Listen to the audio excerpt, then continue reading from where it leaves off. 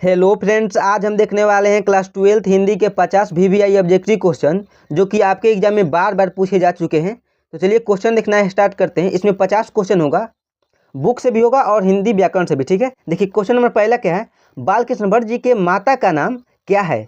Option A में क्या है? सुशीला देवी, बी में रजनी देवी, सी में पार्वती देवी और डी में है सविता देवी।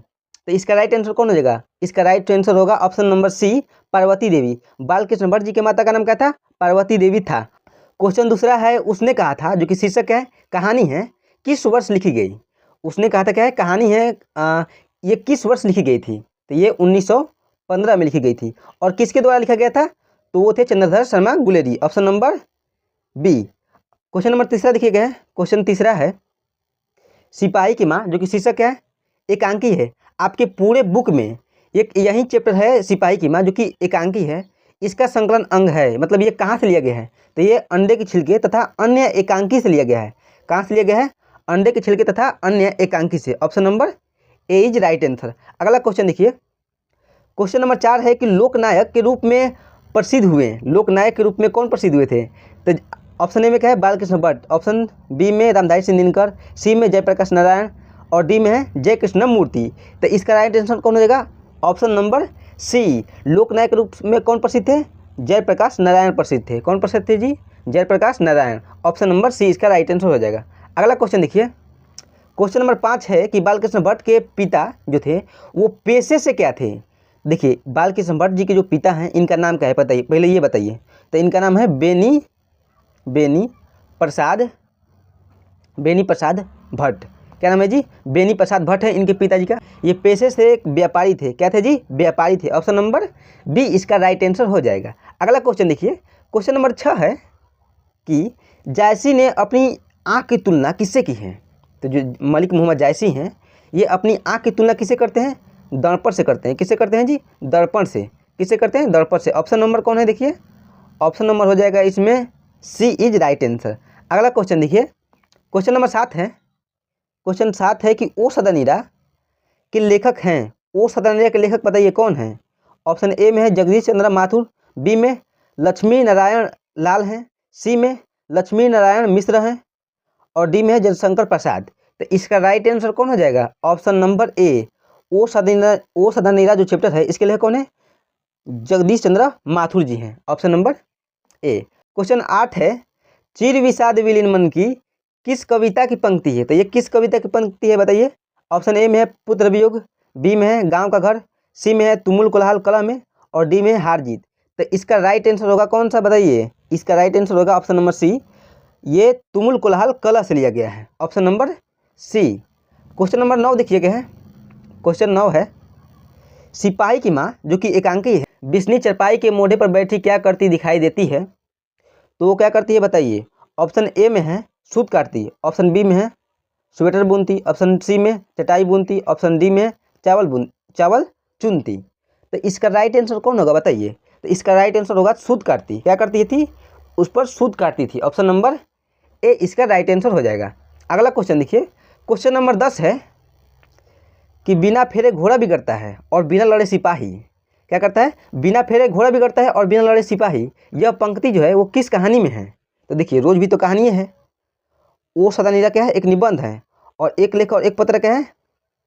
एक ऐतिहासिक पत्र है। तो ये तो दोनों तो देखिए पहले होगा नहीं, तो अब बचा कौन? ये और ये।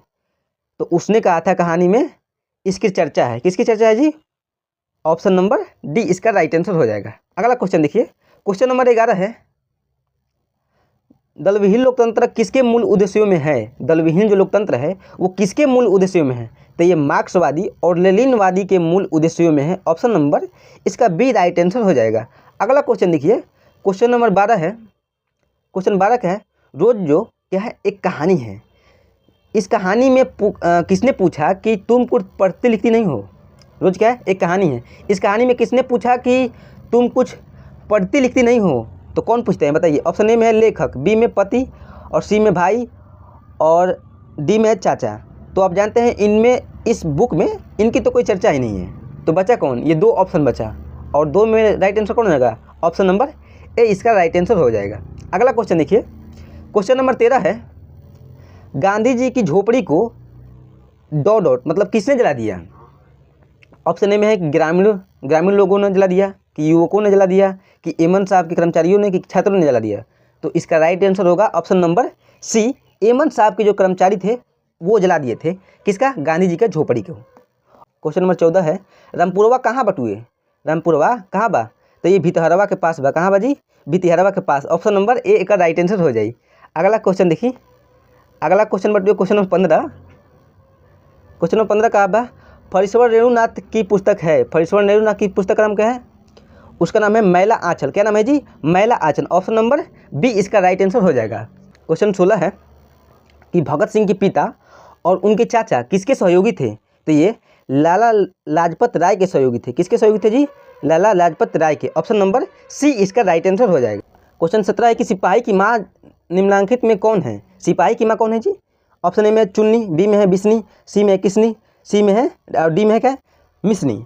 इसका राइट आंसर कौन होगा बताइए? तो इसका राइट आंसर होगा ऑप्शन नंबर बी, सिपाही की माँ कौन थी? बिस्नी थी। ऑप्शन नंबर बी इसका राइट आंसर हो जाएगा। अगला क्वेश्चन देखिए, क्वेश्चन नंबर 18 है कि युद्ध और शांति की समस्या पर लिखी गई काव्य कृति कौन सी है?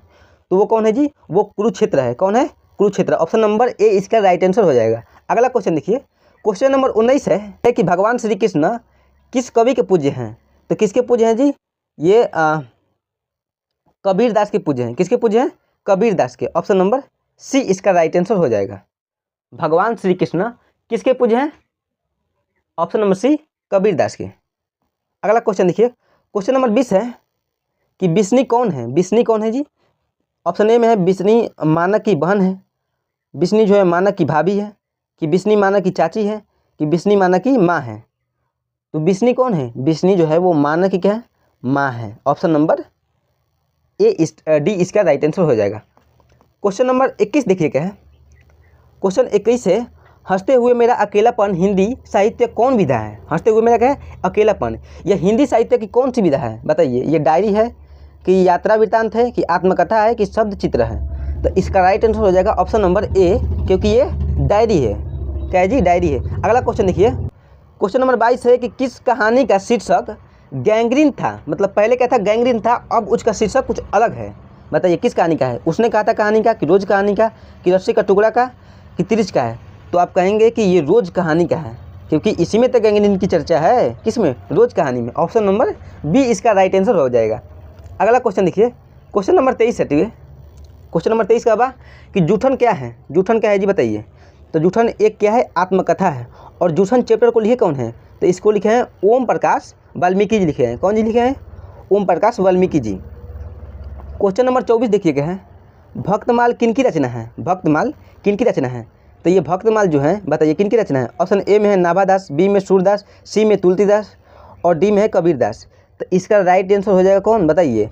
इसका राइट आंसर होगा ऑप्शन नंबर ए, नाभादास की रचना है। किसकी रचना है? नाभादास की रचना है। अगला क्वेश्चन देखिए, क्वेश्चन नंबर 25 है कि मोहन राकेश के बचपन का नाम क्या है? मोहन राकेश जो है इनके बचपन का नाम क्या है? देखिए ये कौन सा चैप्टर को लिखे हैं? सिपाही की माँ चैप्टर को लिखे हैं। और ये पूछ रहा है कि मोहन राकेश के बचपन का नाम क्या है? तो मदन मोहन गुगलानी है। क्या है जी? Madan Mohan Guglani. Option number A इसका राइट आंसर हो जाएगा। अगला क्वेश्चन देखिए, क्वेश्चन नंबर 26 है कि दिनकर को किस कृति पर भारतीय ज्ञानपीठ पुरस्कार प्राप्त हुआ था? रामधारी सिंह दिनकर जी को किस कृति पर भारतीय ज्ञानपीठ पुरस्कार प्राप्त हुआ था? तो इसका राइट आंसर हो जाएगा ऑप्शन नंबर बी, इनको उर्वशी पर भारतीय ज्ञानपीठ पुरस्कार प्राप्त हुआ था। अगला क्वेश्चन देखिए, क्वेश्चन नंबर 27 है कि भारतीय सिपाही का किसके साथ संघर्ष हुआ था? भारतीय जो सिपाही थे इनका किसके साथ संघर्ष हुआ था? तो ये जर्मनी के साथ हुआ था। किसके साथ हुआ था जी? जर्मनी वालों के साथ हुआ था। ऑप्शन नंबर डी इसका राइट आंसर हो जाएगा। अगला क्वेश्चन देखिए, क्वेश्चन नंबर 28 है, चेखव की कहानी है। चेखव की कहानी कौन है बताइए? तो कलर की मौत कैसे होती है?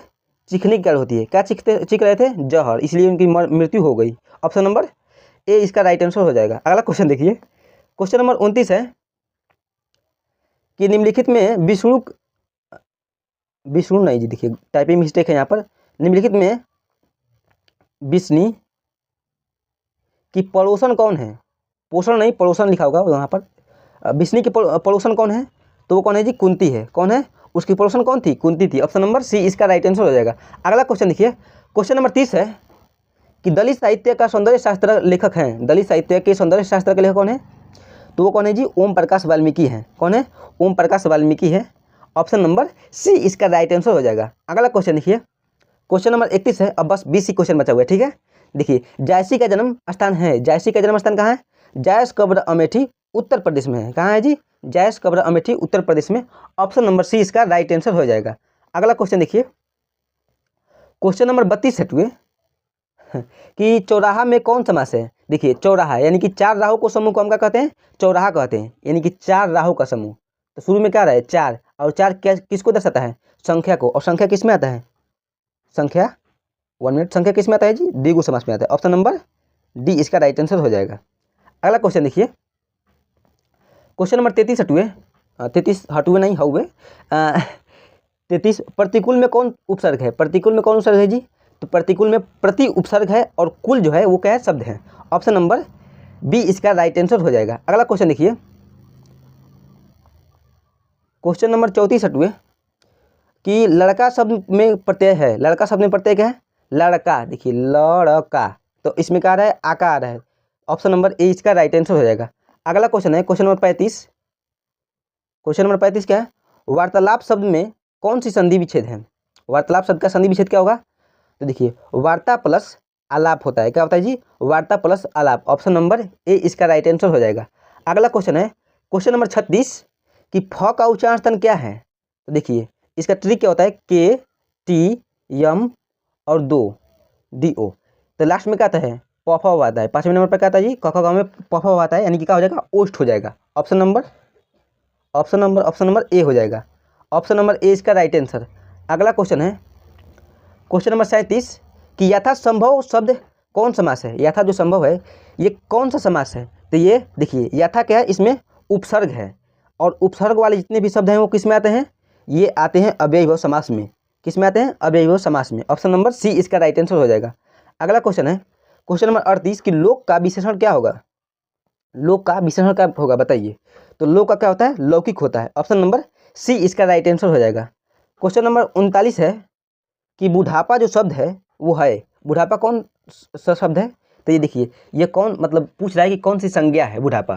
तो कौन सी संज्ञा है? ये एक भाववाचक संज्ञा है। कौन संज्ञा है? भाववाचक संज्ञा। ऑप्शन नंबर ए इसका राइट आंसर हो जाएगा। अगला क्वेश्चन देखिए, क्वेश्चन नंबर 40 क्या है कि मुझे किस प्रकार का सर्वनाम है? तो मुझे कौन सा सर्वनाम होता है? उत्तम सर्वनाम। ये कौन सर्वनाम है जी? उत्तम सर्वनाम। ऑप्शन नंबर ए इसका राइट आंसर हो जाएगा। अगला क्वेश्चन देखिए, क्वेश्चन नंबर 41 है कि कारक के कितने भेद होते हैं? तो आपको पता ही होगा, कारक के कितने होते हैं? 8 भेद होते हैं। ऑप्शन नंबर डी इसका राइट आंसर हो जाएगा। अगला क्वेश्चन देखिए, क्वेश्चन नंबर 42 है कि हिमालय से गंगा निकलती है। कारक है हिमालय से गंगा निकलती है। देखिए, यहाँ पर क्या हो रहा है? हिमालय से, यानी कि देखिए, से दो जगह प्रयोग होता है, एक कर्ण से होता है और एक अपदान से होता है। लेकिन जब जुदाई का बोध होता है, जिसमें कि हिमालय से गंगा निकल रही है, यानी कि गंगा का जुदाई हो रहा है हिमालय से, तो उसमें कौन हो जाता है? अपादान कारक हो जाता है। ऑप्शन नंबर सी इसका राइट आंसर हो जाएगा। अगला क्वेश्चन देखिए, क्वेश्चन नंबर 43 है कि हर एक शब्द का प्रयोग होता है, हर एक शब्द का प्रयोग होता है किसमें? तो देखिए, हर एक शब्द यानी कि एक की बात हो रही है, तो एक शब्द का प्रयोग किसमें होता है? एक वचन में होता है। ऑप्शन नंबर ए इसका राइट आंसर हो जाएगा। अगला क्वेश्चन देखिए, क्वेश्चन नंबर 43 क्वेश्चन नंबर 43 नहीं, क्वेश्चन नंबर 44, हिंदी भाषा में वचन कितने प्रकार के हैं? हिंदी भाषा में वचन जो है कितने प्रकार होते हैं? तो 2 प्रकार के होते हैं। कितने प्रकार के होते हैं जी? 2 प्रकार के। कौन कौन? एक वचन और बहुवचन। क्वेश्चन नंबर 45 देखिए, क्वेश्चन 45 है कि इनमें अनिश्चयवाचक, क्या कह रहा है? इनमें अनिश्चयवाचक सर्वनाम कौन सा है? अनिश्चयवाचक सर्वनाम देखिए कह रहा है, तो कौन क्या हो जाएगा? पूछ रहा है जो इस संबंध को दर्शाता है। कोई मतलब कोई आ रहा है, तो पता नहीं कौन आ रहा है, तो क्या हो जाएगा? ये ही इसका राइट आंसर हो जाएगा। Option number C is right answer. अगला क्वेश्चन देखिए, क्वेश्चन नंबर 46 है कि विशेषण के कितने भेद हैं? विशेषण के कितने भेद हैं? तो इसके कितने भेद होते हैं? इसके 4 भेद होते हैं। ऑप्शन नंबर बी इसका राइट आंसर हो जाएगा। अगला क्वेश्चन है क्वेश्चन नंबर 47 कि इतिहास का विशेषण क्या है? इतिहास का विशेषण क्या होता है जी? तो इसका विशेषण होता है ऐतिहासिक। क्या होता है? ऐतिहासिक। ऑप्शन नंबर बी इसका राइट आंसर हो जाएगा। क्वेश्चन नंबर 48 क्या है कि गाला बजाना मुहावरा का अर्थ है। गाला बजाना मुहावरा का अर्थ होता है डिंग हाँकना होता है। क्या होता है जी? डिंग हाँकना। अपना ऑप्शन नंबर डी इसका राइट आंसर हो जाएगा। क्वेश्चन नंबर 49 है, क्वेश्चन नंबर देखिए 49 क्या है कि अंगूठा दिखाना मुहावरा का अर्थ क्या है? तो अंगूठा दिखा दिया, यानी कि क्या कर दिया जी? देने से इनकार कर दिया, अंगूठा दिखा दिया, यानी कि देने से इनकार कर दिया। ऑप्शन नंबर ए इसका राइट आंसर हो जाएगा। अगला क्वेश्चन देखिए, यही है लास्ट क्वेश्चन आज की क्लास का कि क्रिया के कितने भेद होते हैं। तो क्रिया के बताइए कितने भेद होते हैं जी। हिंदी में क्रिया के 2 ही भेद होते हैं, अकर्मक क्रिया और सकर्मक क्रिया। तो आप बताइएगा कि आपका 50 में से कितना सही हुआ है, ठीक है। आपको कमेंट में ज़रूर बताना है, ठीक है। और अगला ये देखिए क्या है कि अगर आप चाहते हैं क्लास 12 बेसिकली आर्ट स्ट्रीम की अपनी पूरी तैयारी करना 12th का, तो आप अपने YouTube channel BK Art Research Centre को जरूर सब्सक्राइब कर लीजिएगा। और आपके टेलीग्राम चैनल का भी नाम यही है, बीके आर्ट रिसर्च सेंटर। और मैं टेलीग्राम चैनल का लिंक भी दे दूँगा इस वीडियो में, और उसमें जाकर आपको क्या करना है, ज्वाइंट हो जाना है, जिससे कि जुड़ जाना है, जिससे कि आपको वहाँ पर PDF और क्लास की सभी लिंक मिल जाया करेगी, ठीक है। मिलते हैं अगले क्लास में। जय हिंद।